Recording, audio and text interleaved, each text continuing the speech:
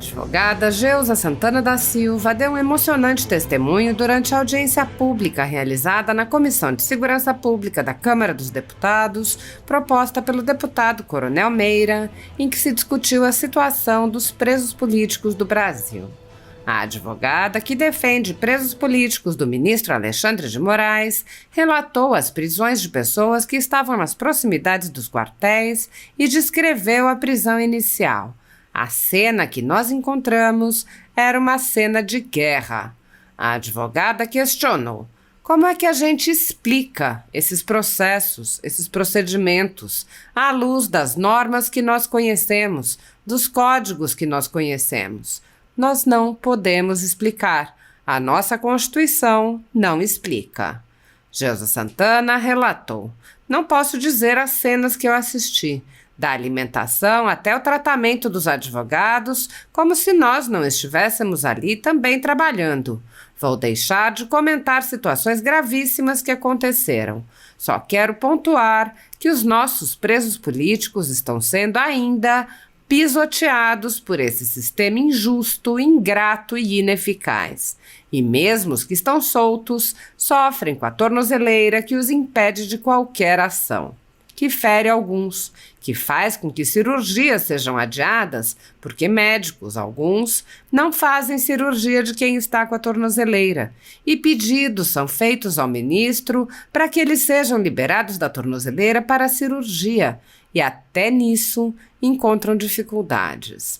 A advogada desabafou: eu não consigo entender um sistema que massacra tão fortemente pessoas que nenhum crime cometeram. Porque ainda que eles tivessem depredado, ainda que eles tivessem quebrado todo o Congresso, não seria a causa para as penas tão altas que nós estamos vendo. Geusa Santana lembrou a responsabilidade de continuar lutando pelos presos políticos e denunciando a completa ausência de direito nos processos que são utilizados para a perseguição política. Ela disse: não podemos nos calar diante de atitudes que rasgam a nossa Constituição todos os dias. Os códigos que nós estudamos e aprendemos, nós, de certa forma, somos presos a eles, ou deveríamos ser, porque hoje eu tenho que declarar: acho que não aprendi nada, porque tudo o que está acontecendo aí eu desconheço. E eu não posso, enquanto advogada, aceitar a injustiça, porque foi pela justiça que eu fui para as fileiras do direito. E quando eu recebi a carteira da ordem, eu recebi também uma espada. E para mim, ao final, ela haverá de triunfar, porque pessoas como nós, e esta sala está recheada de talentos do bem, pessoas nobres, pessoas de virtudes, pessoas aguerridas e pessoas que não se deixam abater tão facilmente. Por elas, por nós, a justiça haverá de triunfar. Segundo a Constituição Federal, o controle dos atos de ministros do Supremo Tribunal Federal é realizado pelo Senado, que pode promover o impeachment dos ministros em caso de crime de responsabilidade. No entanto, os presidentes da Casa vêm barrando a tramitação dos pedidos sem consulta ao colegiado. Sem controle externo, alguns ministros do Supremo agem ao arrepio da Constituição. Em inquéritos secretos, o ministro Alexandre de Moraes, por exemplo, promove uma aberta perseguição a adversários políticos. Em um desses inquéritos, a Folha Política teve sua sede invadida e todos os seus equipamentos apreendidos. O inquérito foi arquivado por falta de indícios de crimes, mas os dados sigilosos foram compartilhados com outros inquéritos abertos de ofício e com a CPI da pandemia, que compartilhava dados sigilosos com a velha imprensa. Sem justificativa jurídica, o ministro Luiz Felipe Salomão, ex-corregedor do Tribunal Superior Eleitoral, confiscou toda a renda da Folha Política e de outros sites e canais conservadores para impedir suas atividades. A decisão teve o aplauso e o respaldo dos ministros Luiz Roberto Barroso, Alexandre de Moraes e Edson Fachin. Todos os rendimentos de mais de 20 meses de trabalho de jornais, sites e canais conservadores vêm sendo retidos sem qualquer base legal. Se você apoia o trabalho da Folha Política e pode ajudar, doe qualquer valor à empresa Raposo Fernandes através do Pix, usando o QR Code que está visível na tela ou o código ajude@folhapolitica.org. Caso não utilize Pix, há a opção de transferência bancária para a conta da empresa Raposo Fernandes, disponível na descrição deste vídeo e no comentário fixado no topo. Há mais de 10 anos, a Folha Política vem mostrando os fatos da política brasileira e dando voz a pessoas que o cartel midiático quer calar. Pix ajude@folhapolitica.org. Assista. Advogada Geusa Santana da Silva, uma das mulheres que eu tive o prazer de conhecer aqui em Brasília, uma advogada guerreira lá na Colmeia, na Papuda, e que libertou, tá certo, uma pernambucana, minha amiga, minha irmã, lá do meu município de Camaragibe, a Dilma, e tantas outras pessoas que, se fosse estar aqui, o teu trabalho, tá certo, é espetacular. Geusa, aí queria pedir a Dilma para, se puder entrar aí, tá certo, ela também não vai poder falar, tá sendo orientada a não falar, e a Geusa tá aqui em Brasília e vai ter agora a sua fala. Coronel Meira, eu peço licença para hoje cumprimentar a mesa na pessoa do desembargador Sebastião Coelho, pelo seu aniversário e por sua trajetória de vida.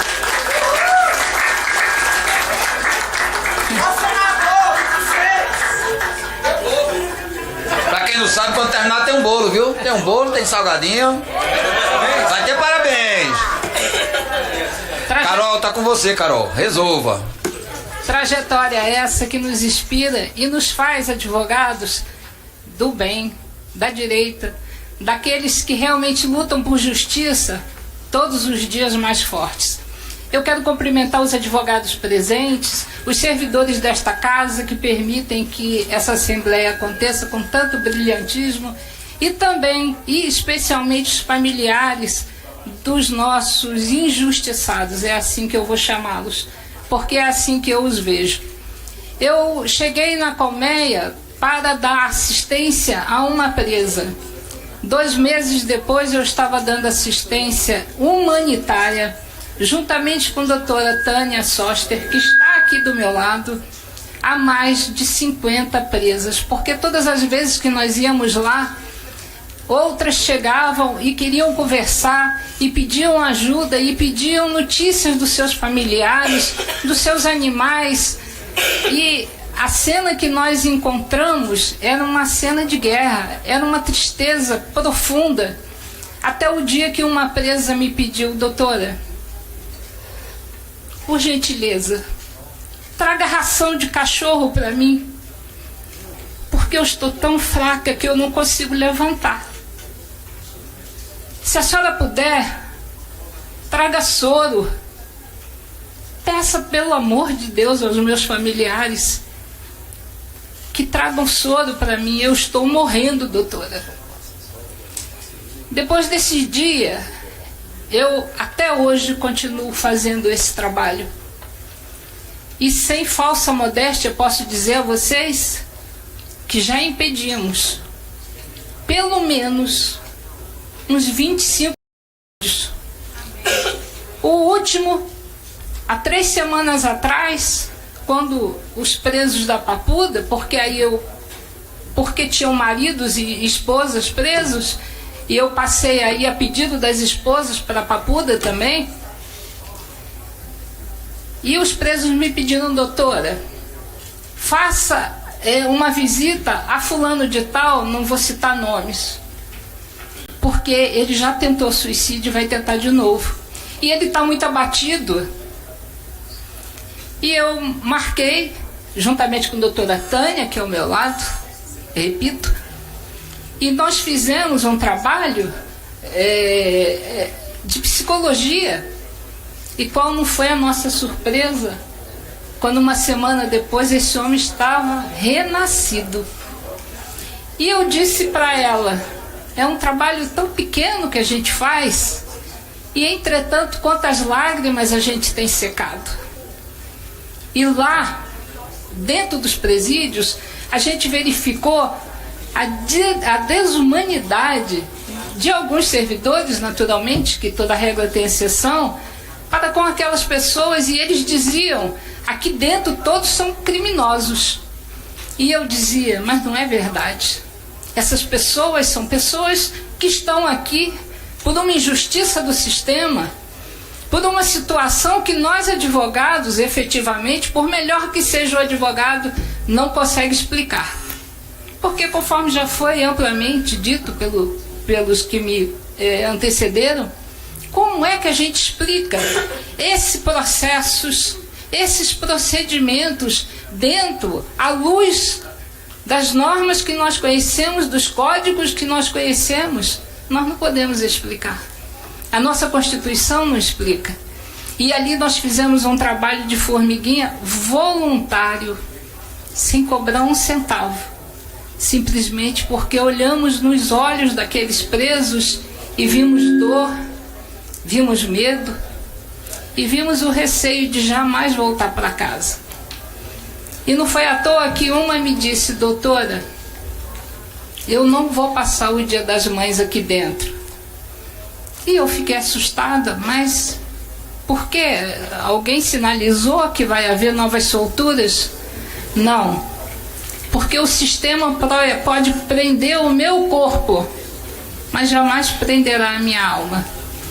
Eu nasci livre e meu espírito seguirá livre. E eu não posso, porque não tenho tempo, para dizer a vocês as cenas muitas que eu assisti, da alimentação até o tratamento com os advogados dentro do presídio, como se nós fôssemos...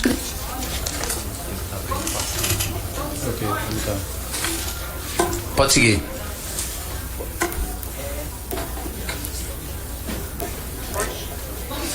Tá desligado. Não, ele vai ligar ali. Como se nós não estivéssemos ali também trabalhando. Evidentemente que eu vou deixar de comentar situações gravíssimas que aconteceram. Eu só quero pontuar a vocês que os nossos presos políticos estão sendo ainda pisoteados por esse sistema injusto, ingrato e ineficaz. E mesmo os que estão soltos sofrem com a tornozeleira, que os impede de qualquer ação, que fere alguns, que fazem com que cirurgias sejam adiadas, porque médicos, alguns, não fazem cirurgia em quem está com a tornozeleira, e pedidos são feitos ao ministro para que eles sejam liberados da tornozeleira para a cirurgia, e até nisso encontram dificuldade. Então, senhores, eu não consigo entender um sistema que massacra tão fortemente pessoas que nenhum crime cometeram. Porque ainda que eles tivessem depedrado, ainda que eles tivessem quebrado todo o Congresso, não seria causa para as penas tão altas que nós estamos vendo. A todos eles, eu peço, a todos que aqui se encontram, não podemos desistir. Vamos dar as mãos e sermos cada vez mais fortes, no sentido de que, se houver justiça, não haverá injustiça. Se houver justiça, não teremos julgamentos tão cruéis. E nós, especialmente os operadores do direito, não podemos nos calar diante de atitudes que rasgam a nossa Constituição todos os dias. Os códigos que nós estudamos e aprendemos, o doutor Sebastião sabe bem isso, nós, de certa forma, somos presos a eles. Deveríamos ser, porque hoje eu tenho que declarar, acho que eu não aprendi nada, porque tudo que está acontecendo aí eu desconheço, e eu não posso, enquanto advogada, aceitar a injustiça, porque foi pela justiça que eu fui para as fileiras do direito. E quando eu recebi a carteira da ordem, eu recebi também uma espada. E para mim, ao final, ela haverá de triunfar. porque pessoas como nós, e essa sala está recheada de talentos do bem, pessoas nobres, pessoas de virtudes, pessoas aguerridas e pessoas que não se deixam abater tão facilmente, por elas, por nós, a justiça haverá de triunfar. Parabéns.